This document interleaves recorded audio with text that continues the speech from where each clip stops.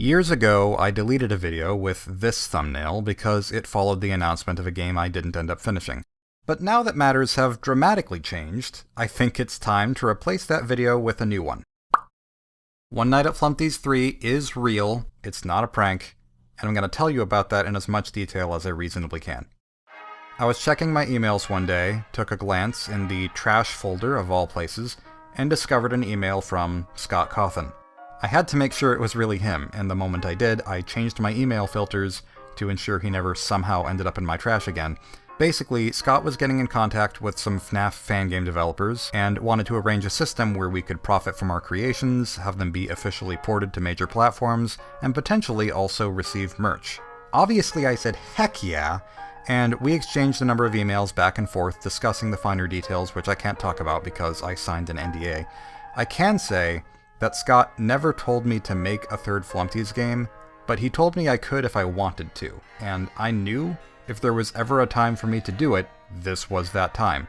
If you remember, back in the Flumpty's 2 developer commentary, I said, if I made a hard-boiled mode of the first One Night at Flumpty's, which I won't, and will there be a One Night at Flumpty's 3? I can't entirely dismiss the possibility of one, but I don't think I'll make one. Which I fully believed at the time.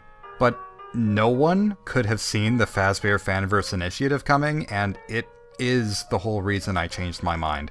I was still super hesitant about the idea of making a third game. I wasn't sure I would actually do it, but after wrestling with the plans for a good long while, I wholeheartedly believe now that Flumpty's 3 will at least live up to the other two games, and hopefully even be a little better, but you can be the judge of that when it comes out.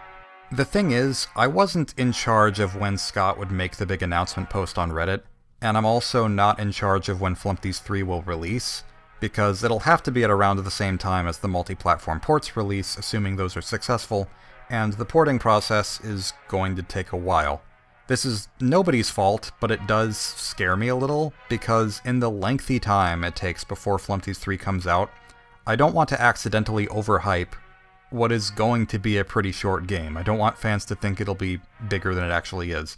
Like, people were upset when Nintendo put out a mini direct, and that was after they tempered everyone's expectations as much as possible, so imagine what the reaction would have been if they hadn't done that.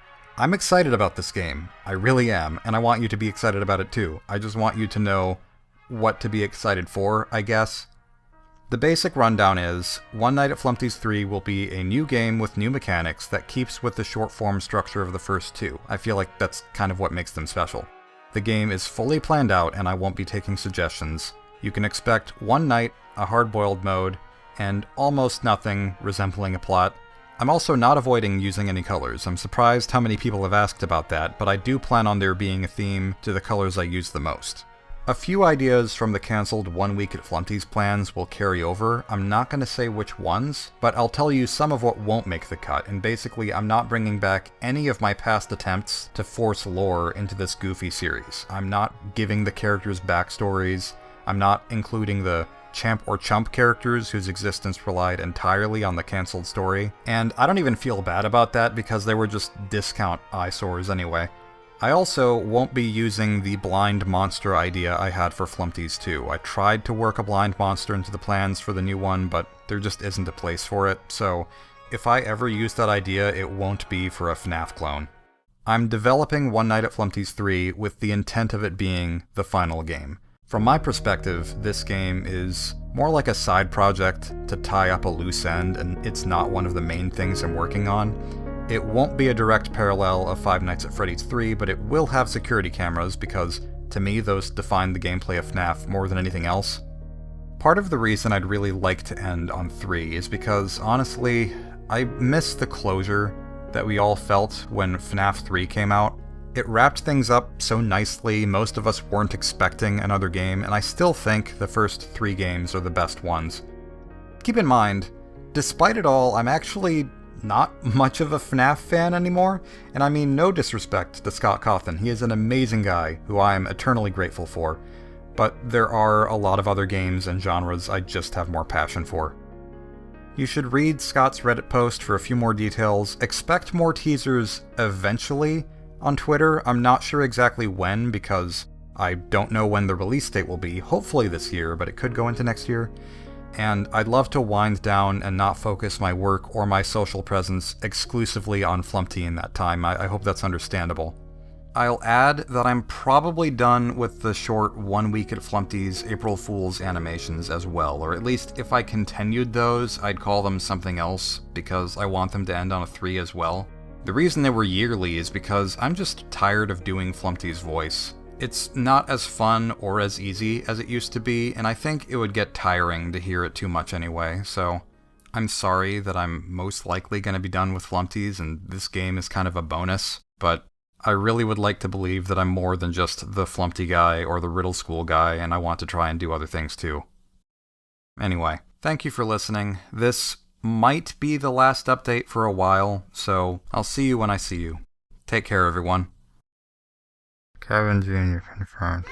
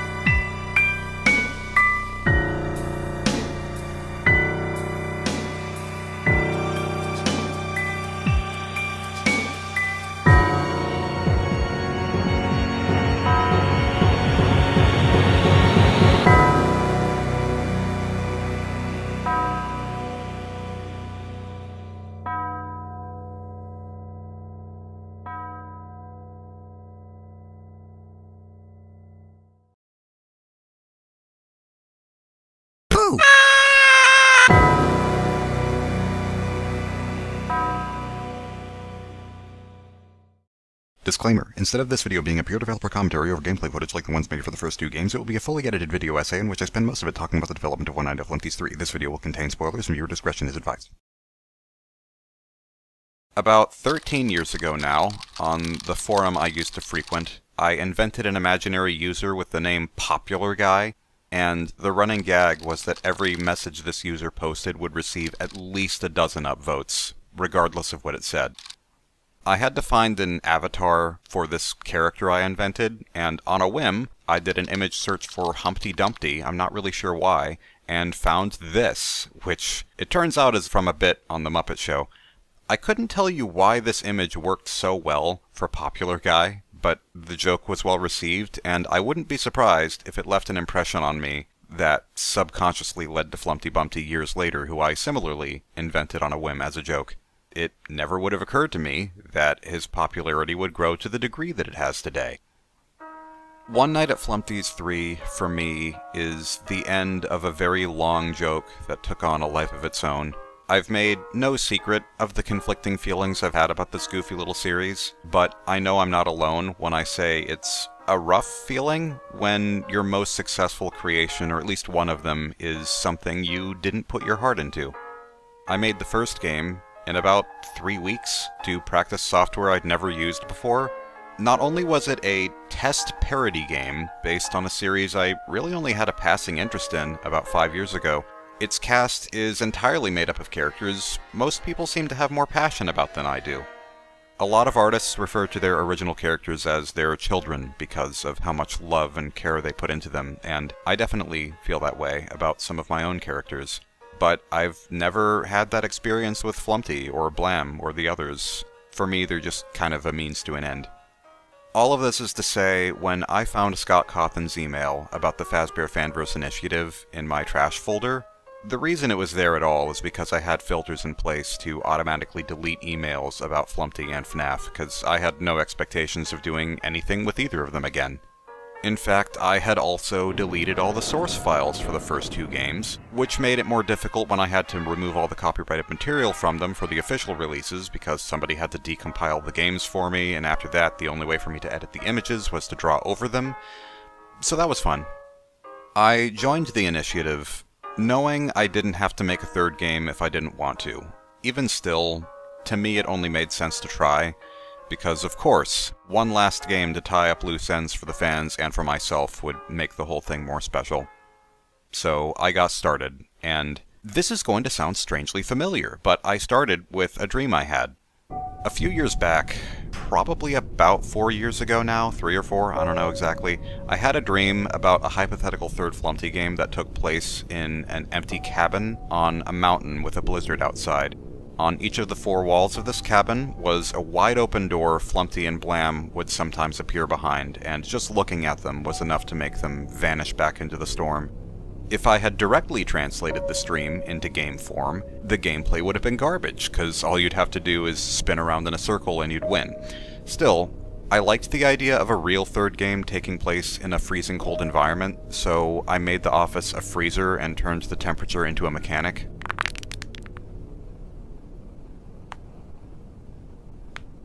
In hindsight, I realize the furnace is pretty similar to the music box in FNAF 2, which I have some reservations about, but my hope was that it would feel like a safe zone for the player at first, and then I would introduce a mechanic which shows that not even the one safe zone is truly safe, like any good horror.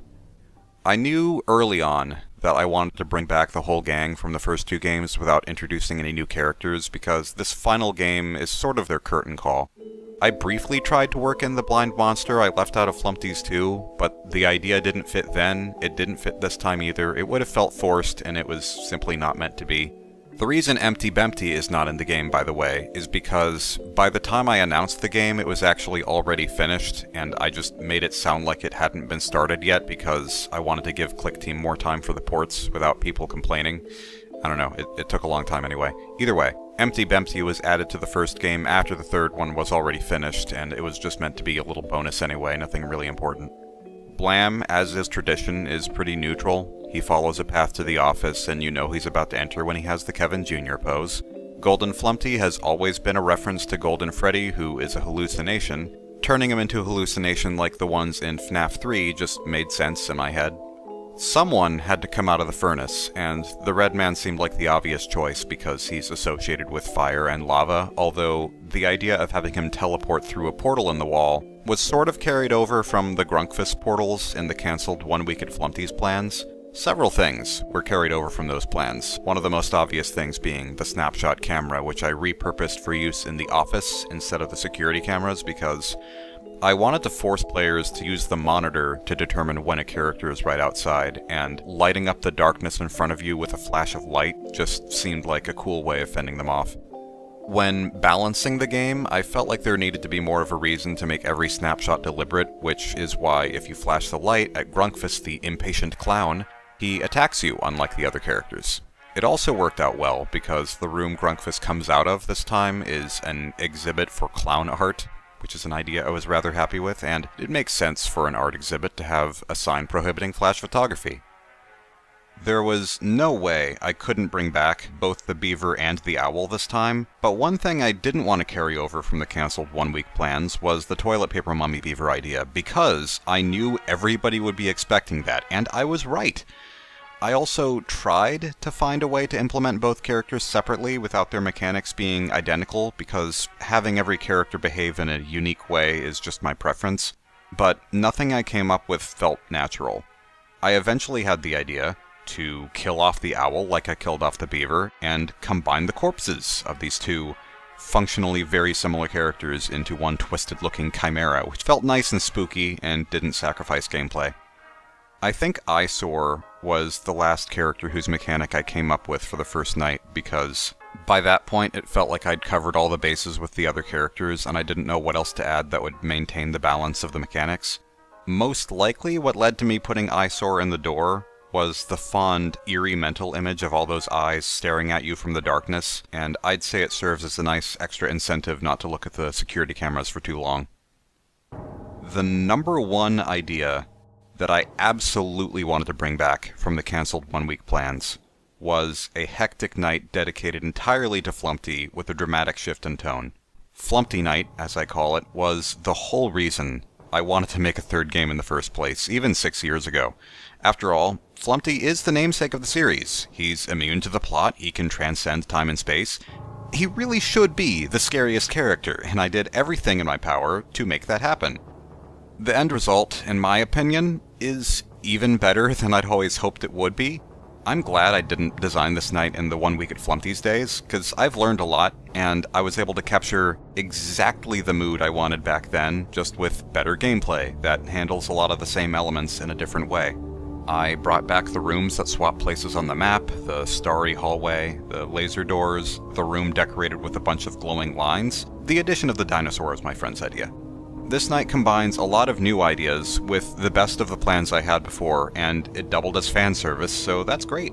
It was cathartic, in particular, to animate the spider-legged Flumpty scampering through the vents, because that imagery had been in my head for years, and I was so eager to make it a reality that I'm pretty sure it's one of the first things I made when I got to work on Flumpty Night.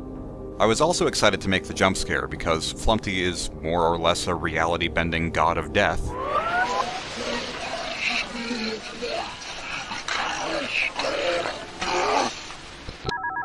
So I wanted to make his jump scare look like a Lovecraftian nightmare. Beyond that, I really didn't go in with much of a plan. I just kept writing down ideas in a notebook and adding them along the way until it became utter chaos. Before I really started brainstorming ideas for this game, I thought that maybe all the monsters could just be variations of Flumpty, just different Easter eggs. Not gonna lie, I completely forgot I said this until people reminded me after the third game came out. There was one idea I remember having for Flumpty Night that I didn't include, which was the idea that sometimes the game would randomly appear to lock up or reset or go back to the title screen, like the sanity effects in Eternal Darkness. But as quirky and fitting as that might sound on paper, in practice it would have disrupted the gameplay too much and quickly gotten annoying, so the only sanity effect I implemented was the heads-up display glitching out.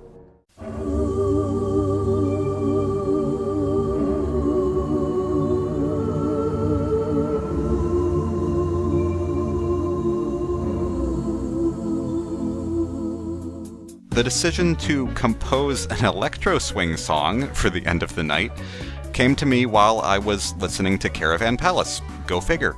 I wanted to greatly outdo the little jingle in the second game while also making reference to it, and I actually thought it would lighten the mood at the end of the night, but after putting it in, I think it just made things more intense, which is even better. I think it wraps up all the mayhem in a nice little bow, and I'm very pleased with how it came out.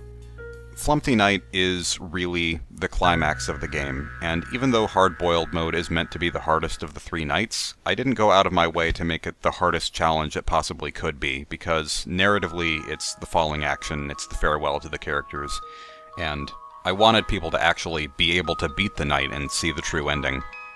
In Five Nights at Freddy's 3, which always felt like the proper ending of that series to me, the background music of the Shadow Bonnie minigame was a music box cover of a classical piece by Schubert, which in English basically translates to Swan Song No. 4, Serenade.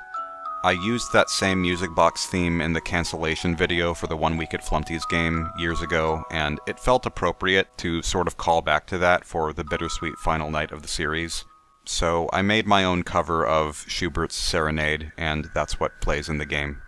One of the big reasons the One Week at Flumpty's game crashed and burned is I was trying to force lore into a fan game series that I think actually benefits from not having any lore, so the story was not a focus in this one, but it does have just a little bit more story than the others, and I think it fits. It occurred to me that the goal of the player has always been to survive until 6 a.m., and technically, the Flumpty series has never ended a night on 6 a.m. The first game ended with Ham, the second game ended with Spam, but never 6. It also occurred to me that this series is called One Night at Flumpty's, and Flumpty is above the laws of time, so I could make the argument that every night in the series is the same one night being reset over and over again with different rules until 6 a.m. finally arrives and you're free. I was happy with that idea, and it resonated with me on a personal level as well, because in some ways, I've felt trapped with Flumpty and have been waiting for a feeling of release to move on to new things. The final shot of One Night at Flumpty's 3 is a callback to the image I used in the trailer for the first game, and it's the very same shot I had planned to end the One Week at Flumpty's game with. Incidentally, now that I've added a hard-boiled mode to the first game, it has 2 nights, the second game has 2 nights, and the third game has 3 nights. That adds up to 7 nights, which is 1 week. So, in an unexpected, roundabout way, we did get to spend 1 week at Flumpty's after all, and I was able to end it how I always wanted. If I'm being honest, in regards to both Flumpty's and the Fazbear Fanverse Initiative, it feels like I have more negative memories than positive ones, and maybe that's just because the negative ones stand out more easily. I've felt torn about my relationship with these games, and I think all the Fanverse developers agree that the initiative could have been handled way better than it has been, with unclear communication being perhaps the biggest issue of all. But hopefully, since my games have been the first ones in the lineup, I've run into most of the major problems, and the experience will go more smoothly for the others. Major shout out, by the way, to Phil Morg, who is also part of the Fanverse developing FNAF Plus. I have no idea why Click Team was given the unreasonable task of porting multiple games that weren't made in their own software, but Phil came along and did all the remaining necessary work for the Flumpty ports. He made a stylish menu for the console bundle, and he even found and fixed a few minor glitches that slipped under the radar. I could not have asked for anyone better for the job, and he's frankly the sole reason Flumpty's 3 came out before the death of the universe, so I'm very thankful, very, very, very thankful for his help. An additional shout out to Etches Sketchy, who is a good friend of mine, and also quite possibly the biggest Flumpty fan I've ever known. She has her own original characters who were initially inspired by the One Night at Flumpty's cast, but they're not even fan characters, they're her own distinct characters in her own world that she's creating, and that to me is even more flattering and cool, and she really made the release of the game more rewarding with her infectious enthusiasm. I'd also, of course, like to thank Scott Cawthon for this opportunity. Even though there have been times when I've felt like I don't belong and maybe I shouldn't have joined the initiative at all, and there have been times when I've been confused and frustrated and likely difficult to work with, Scott has been patient with me, he's educated me on certain things and kept my best interest in mind the whole time. Ultimately, when all is said and done, I'm glad that I made One Night at Flumpty's, I'm glad that I joined the Fanverse, and I think through this initiative, Scott has made a lot of people's lives a little brighter. Yeah, this is pretty much where my relevance with the Fanverse ends, with the possible exception of merch in the future, although I still don't know whether that'll happen or not, so we'll see. My last Flumpty uploads will be the One Night at Flumpty's 3 soundtrack, and then I'll start a new journey. If you're still interested in Five Nights at Freddy's content, you won't be seeing it from me, but you will be seeing it with the other members in the fanverse. So if that tickles your fancy, please buy their games when they come out. They're all cool people with wonderful creative skill, and they deserve your support. With that said, take care, thank you for watching, and I'll see you in whatever we do next.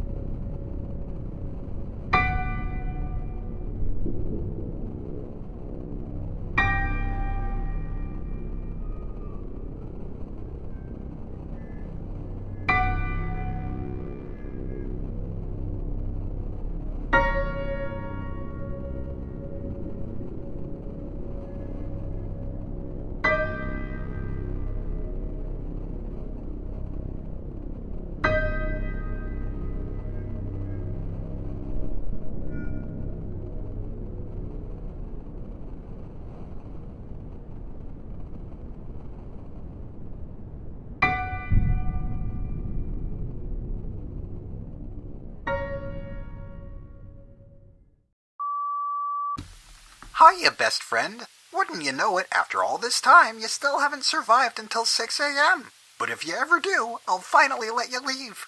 Until then, friends, let's play.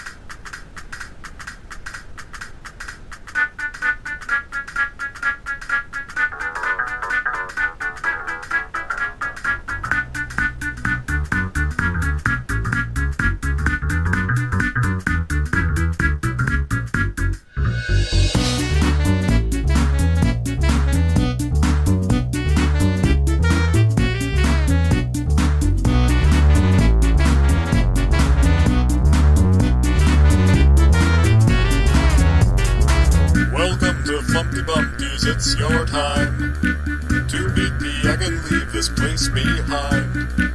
Your brain is feeling scrambled, the end is out of sight. But if you hold on longer, you might survive the night.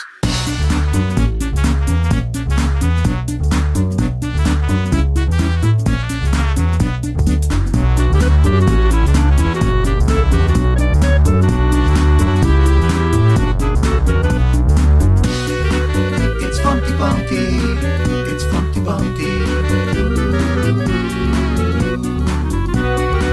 It's Funky Bunky, it's Funky Bunky.